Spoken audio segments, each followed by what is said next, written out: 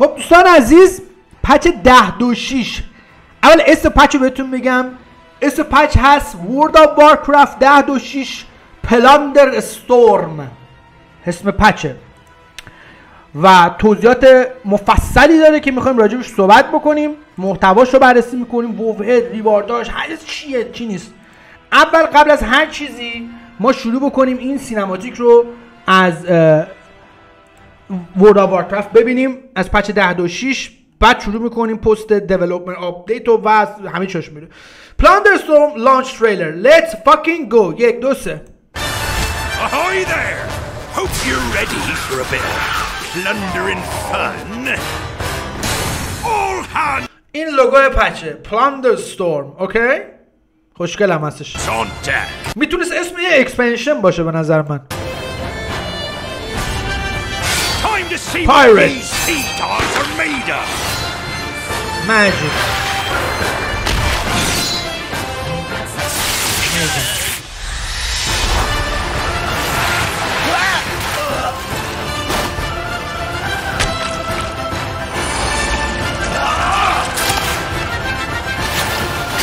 There be treasure awaiting.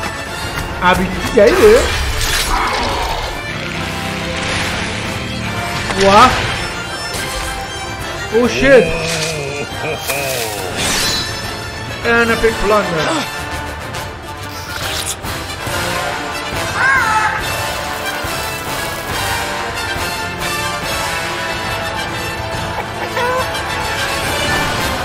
The plundering adventure's about to begin. به نظر چه چیز جالبی میاد، ولی خدا لعنتت کنه بیلیزارد. What the fuck.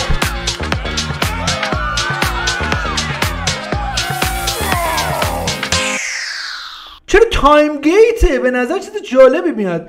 ببین این مال دیولپمنت آپدیت بلیزارد رو میشینیم کاملا نگاه میکنیم خب، و دونه به دونه پازش بدیم، راجبش صحبت میکنیم، حرف میزنیم. اوکی لیتس گو. Holy shit, Plunder Storm. Get ready. Okay, Wolfcast. ببینیم محتواش چیه. چه لوگوی باحالی داره به نظر من. Hey everyone, welcome to Wowcast. We have a very exciting topic today, and with me I have two special guests. Hi, I'm Orlando Salvatore. I'm a lead software engineer. Okay. Engineer on WoW.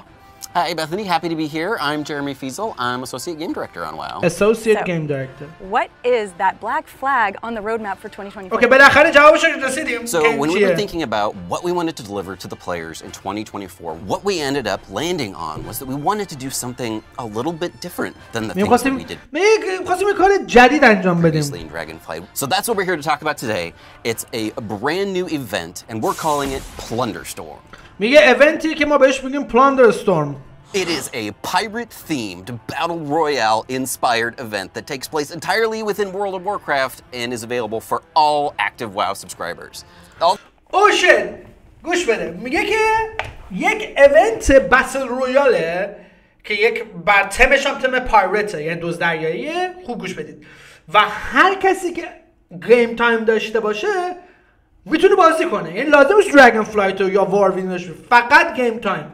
همه میتونن بازی کنن. All that said, what do we feel like? و فکر کنم کلاس هم فرق میکنه، یعنی کلاس نیستش. چیزی که من تو ویژوال دارم میبینم ابیلیتی های جدید دارن. Like the 3 sentences that encapsulates the coolest parts about it. So, Plunderstorm is World of Warcraft's take on a battle royale. It's بتل رویاله. بچه بتل رویال میدونید که چجوریه، که مثل پابجی که مثل فورتنایت میان داخل یه مپ باید زنده بمونی و بتل رویال 60 نفره هست و این خیلی خوش میگذره. action-oriented game that lets you customize your build and basically your class every single او کاستومایز میکنیم کلاسمون رو میریم توش. match. هر مچ. Start collecting abilities through و ابیلیتی میتونیم توی ابیلیتی آنلاک بکنیم بجنگیم. اوکی چه ابیلیتی مثل ویپن دیگه. ویپن چجوری بود تو بتل رویال میگفتیم، اینجا ابیلیتی میگیریم. and by killing monsters, even killing other players, You have to play all while trying to cushion. avoid a collapsing storm that is pushing players to get. اوه شیت و یه طوفانی میاد مثل بتل رویال و توی طوفانه نباید ببینی وگرنه میمیری. مثل کال آف دیوتی دیگه، وارزون، مثل وارزون. Whoever is the last team standing ends up winning. And you don't need to go through a quest line, you don't need to go through any previous content. نه quest line داره نه کانتنت مستقیم میری توش. This is immediately accessible. چرا این تایم گیته؟ چرا لیمیت تایمش؟ اگه نخوبه. Anybody who's an active WoW player. We expect even the most casual player to be getting tons of plunder and tons of rewards every day. You might even say that the first minute or two are really a little bit more on the PvE side of things, where you're out fighting monsters, you're collecting a new set of abilities, and there isn't a huge amount of PvP combat until later on in the match. And I think it's important that that's like the core of the game, is the plundering, getting out and collecting chests and collecting items. You don't have to be the last person standing on the map in order to get a whole bunch of rewards. Even just by dropping into the map and completing your starter quest, that gives you a bunch of rewards just for doing the usual things you would do for the first couple of minutes. And so no matter what, you should exit that map with a bunch of plunder, even if you're not the last person standing. So as we were thinking about what the best framework for this would be, it just came to us that, hey, it should actually be an event that feels like it's a little bit outside of the main system. So میگه گفتیم یه ایونتی بسازیم که از چارچوب ورلد آف وارکرفت بیرون باشه. We talked and we riffed about, hey, what would be the best theme for an event like that? We landed on pirates. Who doesn't love pirates? Because who doesn't love pirates? It's a fun theme, but also there's all these different pirate crews around Azeroth, and you've got to ask yourself the question, if you're not the hero of Azeroth, what are you doing on a day-to-day basis? میگه ما گفتیم اگه مثلا هیرو ازراست نباشی، قهرمان چمپیون ازراست نباشی، میشه توی ازراست دزدریایی بود. So we're gonna actually track some of our civilian NPC friends and play as those characters as one of the pirate crews within Azeroth that isn't the hero of Azeroth. All of that came together to give us this theme of Kegleg's crew and the pirate crew. Plundering these گروه‌های دزدریایی توی ورلد آف وارکرافت being transported across the highlands. What will players see when they jump into this new event? When players enter this new event, they're going to notice that a lot of their core things that they're used to in World of Warcraft are different. میگه وقتی وارد این ایونت میشید خیلی از چیزایی که تو ورلد آف وارکرافت تجربه کردید فرق میکنه. کور بازی یه جوری دیگه است. They get into the main menu, they'll have a brand new option available to them, which is the Plunderstorm button. Oh shit، منو بازی رو عوض کردن. چون اینو با همه اکانت ها میتونن بازی بکنن. چه جالب، چقدر نگاه کن. اینو با همه اکانت ها چون میتونید بازی بکنید اصلا مهم نیستش. یعنی چی؟ اگه دقت بکنید اینجا نگاه کنید پلاندرستون شما میتونید که یه رفیق اینوایت کنید 100% بچه‌ها رو اینوایت میکنم از تو لایو میریم. بعد یه چیز جدیده اون گوشه است، روی این باید کلیک کنید. چرا؟ چون اصلا عضو ورلد جزء دراگون فلایت نیست، یه سبک جدید بازی ورلد خیلی جالبه. ایول بعد میتونی سولو بری یا با بقیه بری. اینجا میتونی انتخاب بکنی. اوکی، فکر نکنم مثلا کاراکتر خودت هم باشه. Which shows their character and their friends list, and they'll be able to invite players to their party. اوکی، اینا رو طراحی کردن دیگه، زحمت کشیدن. All through the main menu. بعد کاستومایزش هم می‌کنی. Normally you need to go into the game to invite another player into your party, but through اوکی، این مثل بتل رویال دیگه، قشنگ لوگین بتل رویال. میگه مثلا وو اینجوری که تو باید وارد بازی بشی بعد این یکی رو اینوایت می‌کنی. میگه ولی این اینجوریه که بیرون اون میتونی اینوایتش بکنی. You're actually inviting them through the main menu. Once you're partied up, or if you want to go in solo, you queue up and load into a match. حاجی فکر کنم بهتر که سرورای میذارن. You'll notice that you're invited into a pre-game lobby area where you're able to این کارو کردن که کسایی هم که کلاسیک بازی میکنن میتونن پلی بدن. try out new abilities and try different mechanics. ولی جدی چرا تایم گیته؟ exist within Plunderstorm. کاش که همیشه بود. So one of the coolest things about designing Plunderstorm has been just figuring out where we can break the rules in World of Warcraft. TLDR, when you're thinking about changing up things that dramatically, it no longer made a huge amount of sense for your main character and everything associated with that character. All of your armor sets and all of the weapons and everything that you've collected over the years and your battle pets and your 36 different abilities doesn't necessarily translate directly. میگه توی اینجا آیتمات اسپک هیچی مهم نیست. بتل رویال بکش We wanted to start fresh and do crazy یه چیز جدید دیوونه کننده و فرشه. اصلا قوانین وو روش نیست. So, as Jeremy mentioned, there's going to be brand new abilities that normally you wouldn't see on classes or characters in there. Because when you're thinking about developing a warrior ability, you want it to feel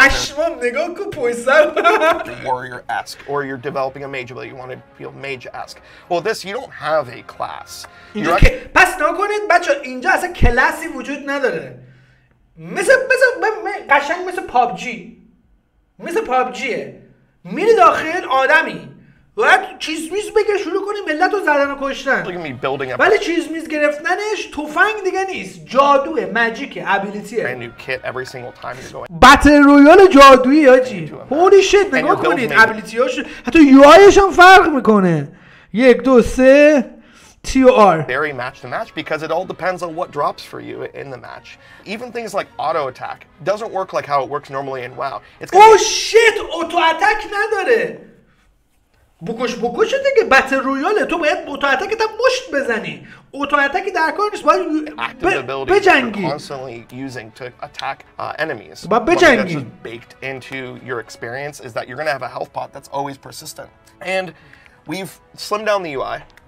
Compared to what World of Warcraft normally is. You may be used to the 12 buttons on your main action bar, and then you have a bunch of other action bars you can enable. Well, this actually only has 7 total buttons that you can 7 تا کلا توتال چیز داره، ابیلیتی واسه باتون داره واسه یوز کردن. action bar.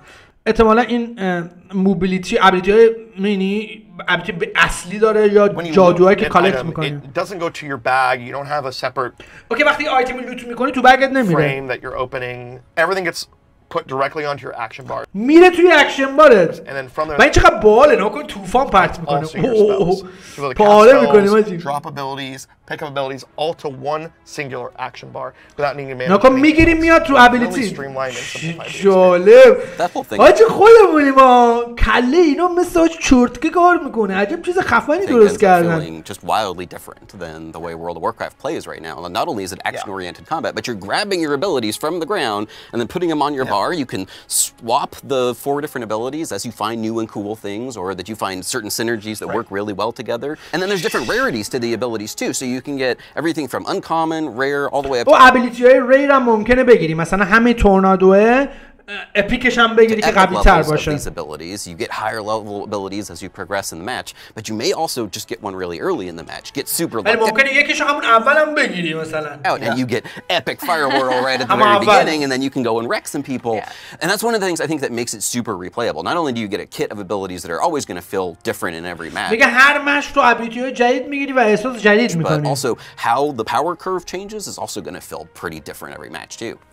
Yeah, you know, we've experimented around with a lot of different spells and abilities.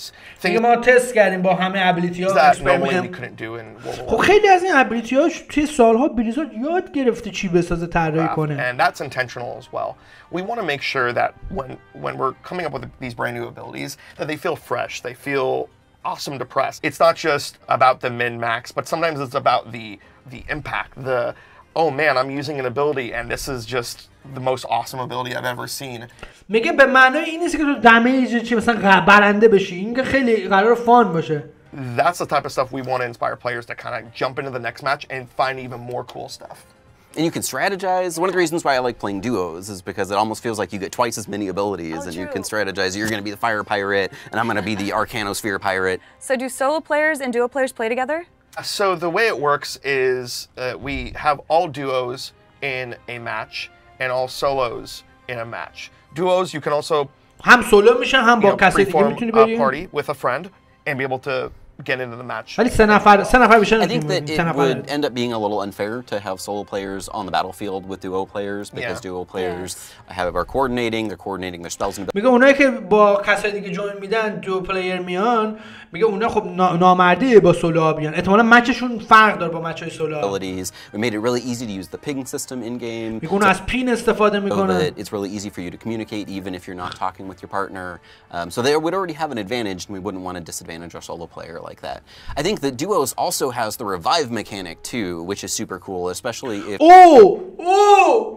پلیرهای دو پلیر ریوایو دارن، مثل وارزون، یکی میفته رو زمین میتونی بلندش کنی، ریوایوش کنی. If you're a player that dies first, like I tend to. Me too. We shouldn't be on the same team. Absolutely, well, no, that would be good. I'll be on Orlando's team. So if you're guys, you are able to revive them, but you're not reviving them the normal way you would revive a player in WoW. So you don't need to press any extra buttons or collect any spells or items that do this. This is actually just something that is kind of baked into the experience. That if you die, you'll have a ring around you. Your partner can stand on you, and then you'll get revived and able to play the game again. Normally in World of Warcraft, when your character dies, you're looking at your character's corpse and seeing a release button on there. اونجا ریلیز نمیشه کرد. بعدی که بلندت you wouldn't be able to release. So what are you going to be doing? Looking at your corpse the whole time? Well, the engineers, got together and they decided, hey, let's add spectating mode to this. So once you die, you can actually spectate your teammate until you're either revived or, unfortunately, you're... Holy shit! ببین قشنگ کال آف دیوتی وارزونه، میمیری وقتی توی وارزون ببینی تو میتونی از نگاه یه پلیر دیگه بازی رو نگاه کنی، از نگاه تیمت. اینجا هم همین جوریه، میمیری میتونی از نگاه تیمت نگاه کنی، مثل کانتر میری رویالاتو میتونی ببینی. And once your team is eliminated, you can spectate anybody on the entire map. So we want to really اگه تیمت از هم بپاشه میتونی رو بقیه هم کلیک کنی. Make sure that we're kind of introducing new things in WoW that normally wouldn't exist in, Dragonflight or in Classic or another variation of WoW, and make this pretty unique to Plunderstorm. There's other things that we kind of broke the rules on too, which was there's no fall damage. Fall damage توش وجود نداره کلا. پرت بشی. And everyone can double jump. Everyone can double jump. همه میتونن دابل جامپ بکنن توش. Just things that we thought were fun. Yeah, that's awesome. These are things that you can't do in World of Warcraft. It's intentional because that's built around a very different experience. But آره دیگه میگه تجربه عجیب غریب میخوام بهتون بگم. بزن هاجی این که اوتو اتک نداره تم باید ابیلیتی یوز کنی خیلی حال میده.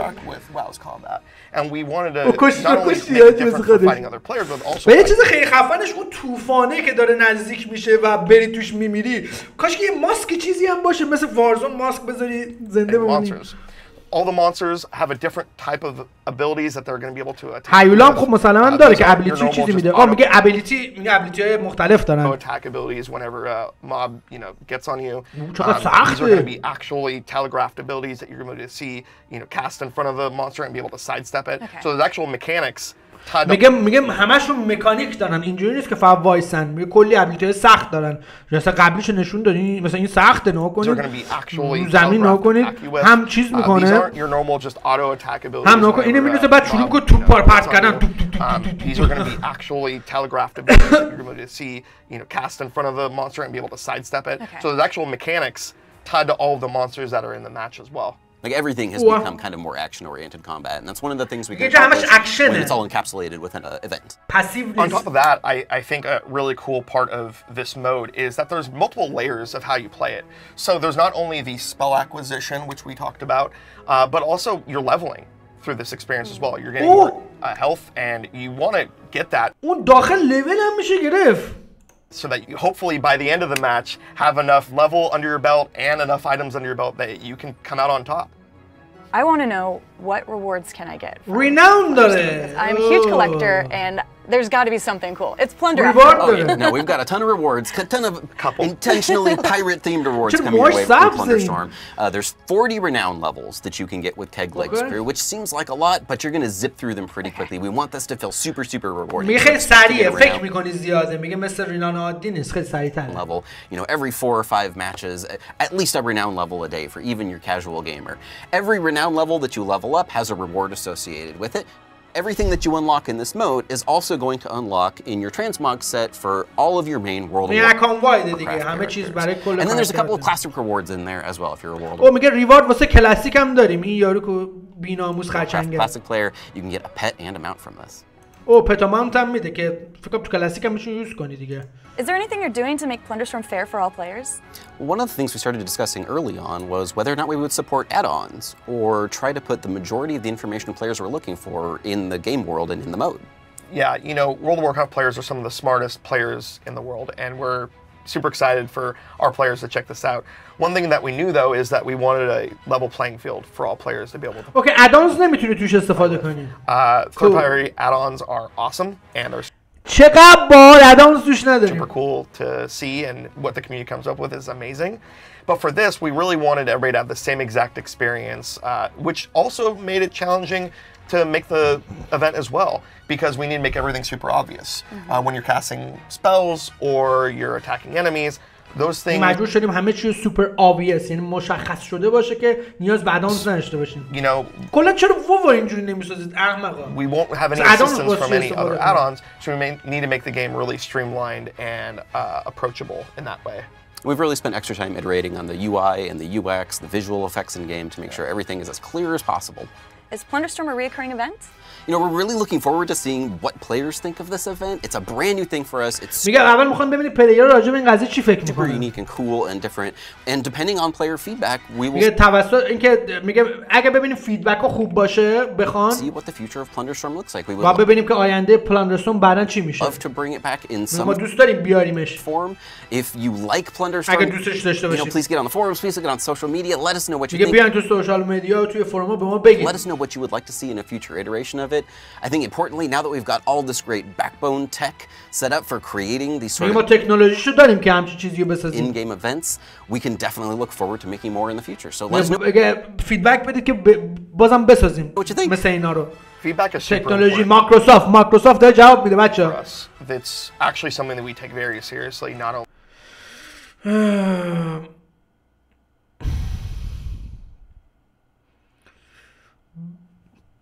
به نظرم یه چیز خیلی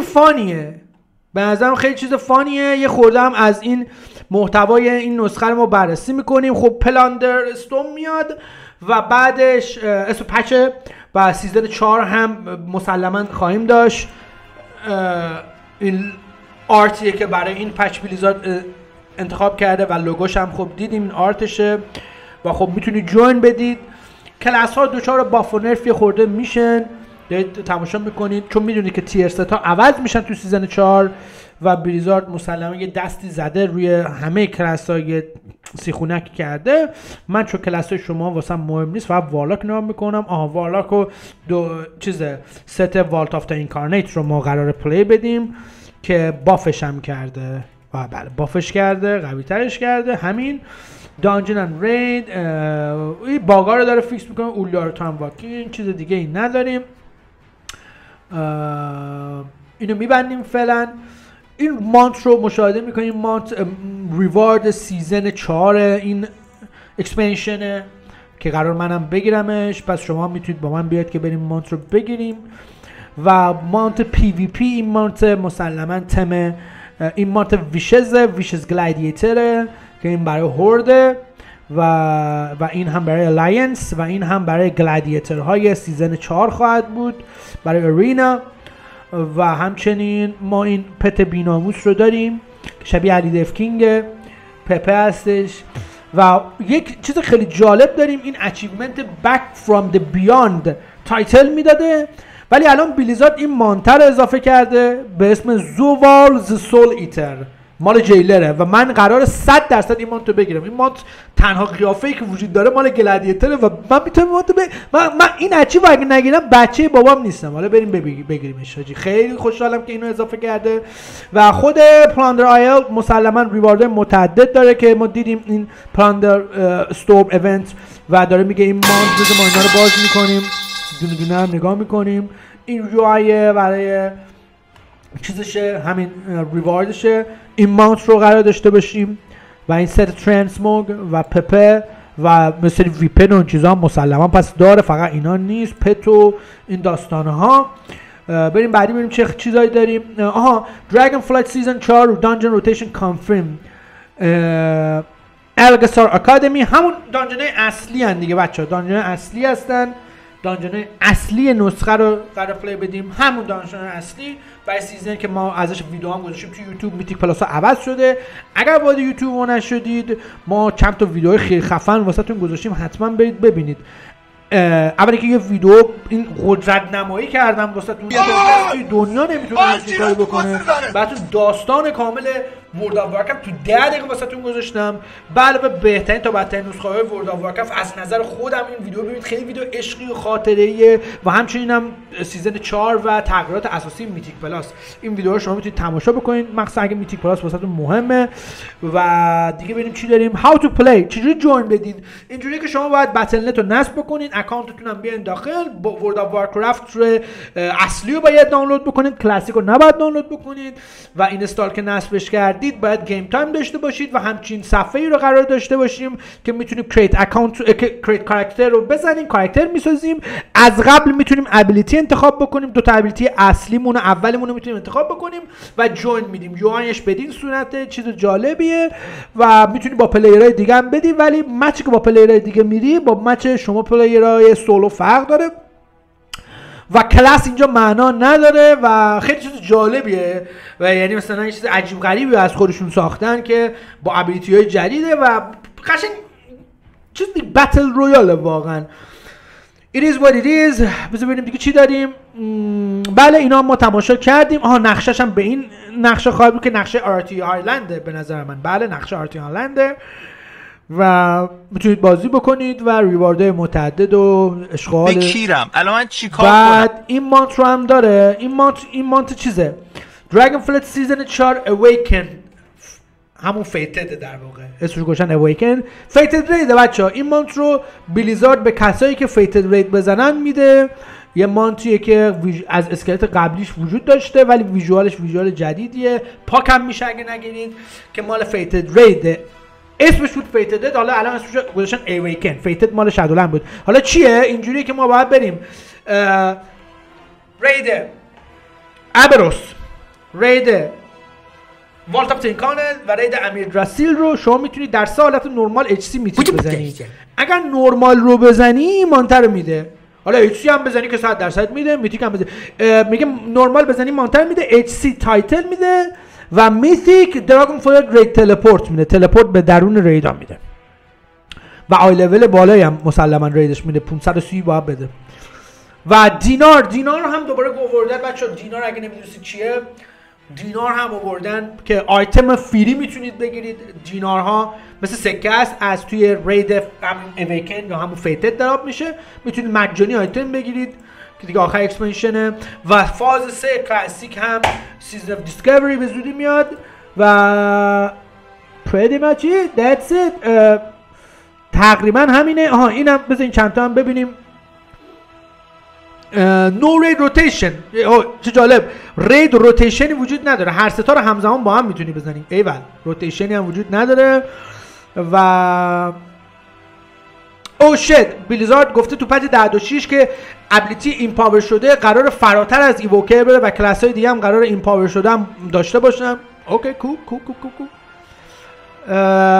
یه مات خیلی خفن داریم که نداریم توی نسخه دراگون فلایت، فقط دیدیم اینا سگای مال ماروکه و سنتورا که یه متا اچیومنت، یه اچیومنت خیلی بزرگ بلیزارد ساخته مال دراگون فلایت که کلشو بگیری این مانتر میده. پس متا اچیومنت سختی توی بی اف هم اضافه کرده بودن. بتل رویال 60 به 60 و it is what it is. امیدوارم که پلاندر ستورم بهتون خوش بگذره. به نظر من چیز جالبیه. من نظرم مثبته. شما چی فکر میکنید چت؟ یه بار دیگه این تیزرش هم با هم دیگه میبینیم. Ahoy there! Hope you're ready for a bit of plunder and fun. All hands on deck. شما چی فکر میکنید؟ Time to see what ye sea dogs are made of.